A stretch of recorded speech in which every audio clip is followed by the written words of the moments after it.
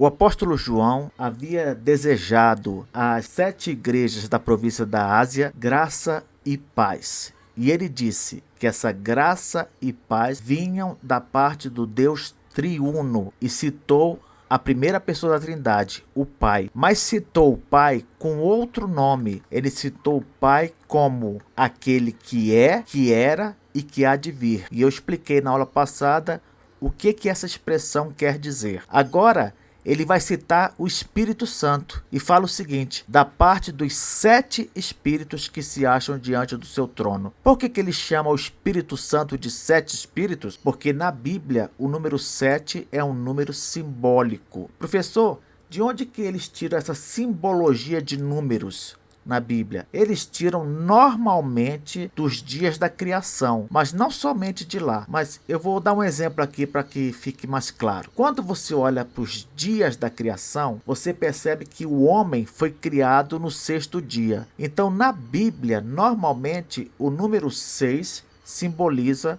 o homem. No caso daqui do texto de Apocalipse, por que ele usa 7 espíritos? Porque quando você olha para a obra da criação, lá para os dias da criação, você percebe que o 7, ele simboliza algo perfeito, algo completo, porque foi o dia que Deus anunciou a sua obra como completa, e era uma obra perfeita. Então, na Bíblia como um todo, o número 7 é sempre um símbolo de algo perfeito e completo. E quando se fala sobre um espírito perfeito e completo, só pode ser o Espírito Santo. Alguns intérpretes, eles entendem que esses 7 espíritos podem ser 7 anjos, por exemplo. Mas essa interpretação não faz sentido. Por quê? Porque o apóstolo João diz que a graça e a paz têm como fonte três entidades.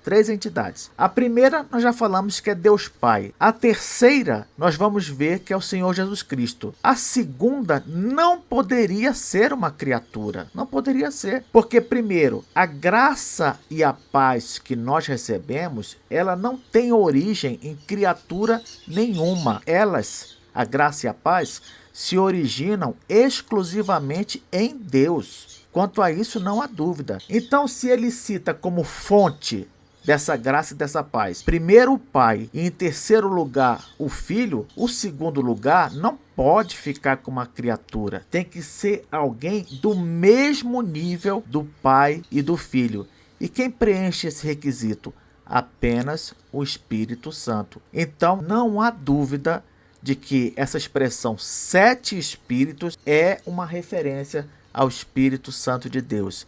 E aqui fala da parte dos 7 espíritos que se acham diante do seu trono. Isso pode dar a impressão, num primeiro momento, de que o Espírito é inferior ao Pai, porque o Pai está no trono e o Espírito está diante dele. Ele não deveria estar no trono também? Isso é o que vem no primeiro momento à nossa mente. Mas temos de nos lembrar que a Bíblia, ela traz para nós a história da redenção. O que é isso, professor? História da redenção. A história da restauração de todas as coisas, aquilo como era no início. Quando Deus fez todas as coisas, ele as fez perfeita e sem pecado. Por causa da entrada do pecado no mundo, houve a necessidade de uma redenção, de uma restauração disso tudo. E a história da redenção, ela envolve ações de todas as 3 pessoas da Trindade. O Pai, no caso, planejando a nossa redenção e determinando o que deve ser feito para que ela aconteça. No caso do Filho,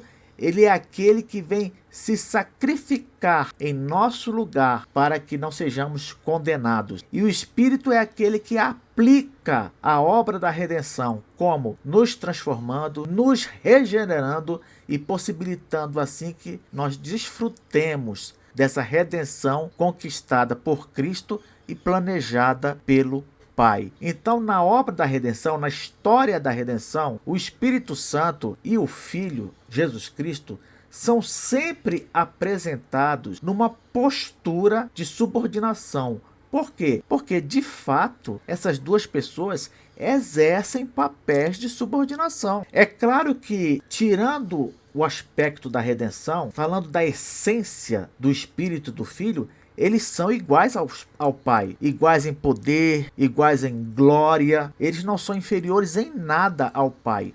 Agora, com respeito a essa missão que eles receberam para nos salvar, então é natural que aqui o Espírito apareça diante do trono do Pai, como se ele estivesse pronto para receber as determinações do Pai no que diz respeito à nossa redenção. O Filho e o Espírito, veja dessa maneira, estão sempre prontos para cumprir os seus papéis no que diz respeito à nossa redenção. E quem é que planejou esses papéis e quem é que determina o cumprimento desses papéis? No caso aqui das três pessoas da Trindade, é o Pai. Por isso que o Pai normalmente, ele vai aparecer na Bíblia como se estivesse acima do Filho e do Espírito. Mas isso só acontece porque a Bíblia, ela traz a história da redenção. E na história da redenção, essas duas pessoas cumprem papéis de subordinação. O Filho e o Espírito cumprem papéis de subordinação. Então, aqui continuando, ele já falou que a graça e a paz vem da parte do Pai, vem da parte do Espírito, e agora João vai dizer que ela vem também da parte de quem? De Jesus Cristo. Ele fala aqui no versículo 5, e da parte de Jesus Cristo, a fiel testemunha, o primogênito dos mortos e o soberano dos reis da terra. E ele diz mais, aquele que nos ama e pelo seu sangue nos libertou dos nossos pecados, e da parte de Jesus Cristo, e aí ele vai continuar. Então, vamos por partes para não ficar confuso. Ele vai dizer, a graça e a paz da parte de Jesus Cristo. Vamos analisar aqui esse nome, Jesus Cristo. O primeiro nome dele é Jesus. O que quer dizer Jesus? Quer dizer Iavé salva. Essa palavra Iavé é interpretada como sendo o nome pessoal de Deus. Deus se apresenta no Antigo Testamento com vários nomes. Esse nome Iavé é considerado como que o seu nome pessoal, o seu nome mais, vamos dizer assim, íntimo, aquele que o retrata como o Deus que se relacionou em aliança com o seu povo, Iavé. E o nome Jesus é um nome grego e quer dizer isso, Iavé salva. No caso de Jesus, porque ele é Deus assim como o Pai, esse nome Jesus não é traduzido como Iavé salva, é traduzido já direto como Salvador, justamente porque Jesus é Deus também. Então, em vez de os tradutores colocarem Jesus significa Iavé salva, normalmente a tradução do nome de Jesus é Salvador. Basta ver Mateus capítulo 1, versículo 21, que diz lá, ela dará à luz um filho e lhe porás o nome de Jesus, porque ele salvará o seu povo dos pecados deles. Então aqui uma profecia, aqui uma palavra sobre Maria, diz que ela vai ter um filho e vai pôr nele o nome de Jesus. Por quê? Porque Jesus salvará o seu povo dos pecados deles. Então, embora a palavra Jesus signifique literalmente Iavé salva, ela deve ser entendida como significando já direto Salvador. É melhor. A esse nome, Jesus, foi juntado um título. Não diz aqui? E da parte de Jesus Cristo foi juntado um título, o título Cristo, que é a forma grega do hebraico Messias. Cristo em grego e Messias em hebraico significam a mesma coisa, querem dizer ungido, ungido. O que quer dizer a palavra ungido? Literalmente, ela quer dizer aquele sobre quem foi derramado óleo. Literalmente quer dizer isso. Ungido é aquele sobre quem foi derramado óleo. Figurativamente, quando a Bíblia fala que alguém é ungido, quer dizer que essa pessoa é alguém capacitado.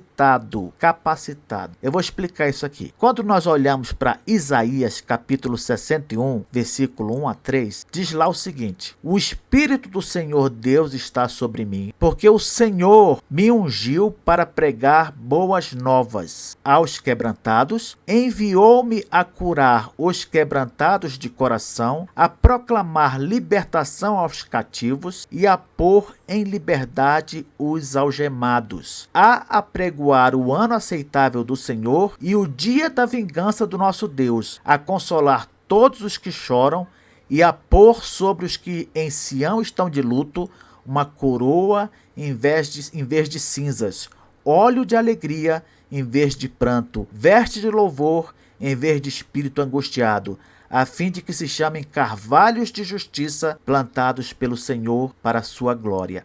Então aqui esse trecho de Isaías capítulo 61, versículos 1 a 3, fala sobre o ministério do Messias.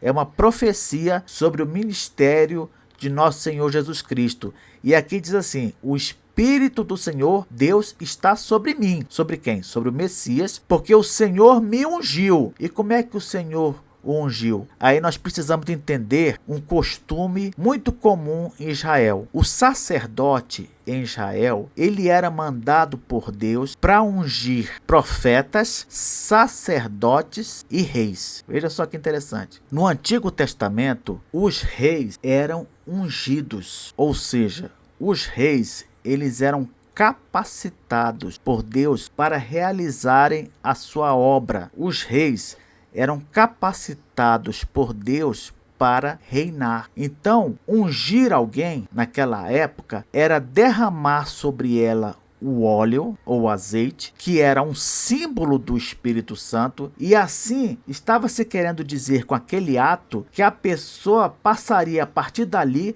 a ser capacitada pelo Espírito Santo para fazer a obra que Deus designou que ela fizesse. Então, por isso que eu disse aqui que ungido, no sentido figurado, quer dizer capacitado. Por quê? Porque como o óleo ou o azeite era um símbolo do Espírito Santo, toda vez que alguém era ungido, era o mesmo que dizer que essa pessoa era alguém capacitado pelo Espírito Santo para realizar uma obra para a qual Deus a chamou. Então, quando nós vemos aqui da parte de Jesus Cristo, agora nós entendemos que Jesus Cristo quer dizer Salvador capacitado. Olha que interessante. O nome Jesus Cristo quer dizer Salvador capacitado. Capacitado para quê, professor? Ora, eu não acabei de falar que Deus ungia as pessoas com óleo, e o óleo simbolizava o Espírito Santo, e o Espírito Santo é aquele que capacitava a pessoa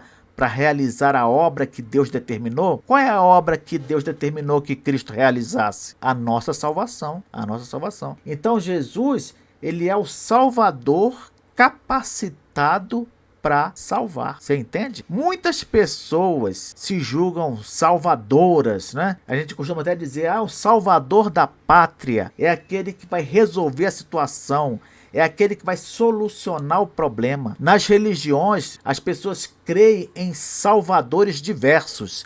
Só essa divindade pode salvar. Só aquela divindade pode salvar. Mas o nome Jesus Cristo fala do Salvador capacitado para salvar. De fato, ele é o único Salvador capacitado para salvar de verdade. Por isso que lá em João capítulo 14, ele diz: eu sou o caminho, a verdade e a vida. Ninguém vem ao Pai senão por mim. Então aqui nesta apresentação da pessoa do Filho, João diz: graça e paz da parte de Jesus Cristo. E aqui ele começa já revelando que a graça e a paz, ela vem do nosso Salvador capacitado para nos salvar. Na próxima aula veremos as outras características dessa pessoa da Trindade.